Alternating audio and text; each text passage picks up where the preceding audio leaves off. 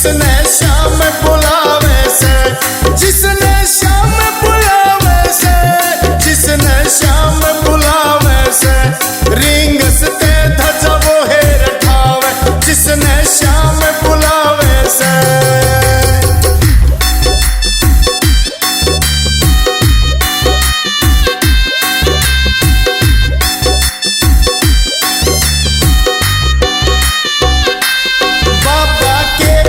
कुछ ना होता, बाबा के बिन कुछ ना होता, सबकी किस्मत बाबा लिखता, सबकी किस्मत बाबा लिखता, जिसे कर्म करे फल पावे, जिसने शाम बुलावे से, रिंगसते धजा वो हेर ठावे, जिसने शाम बुलावे से।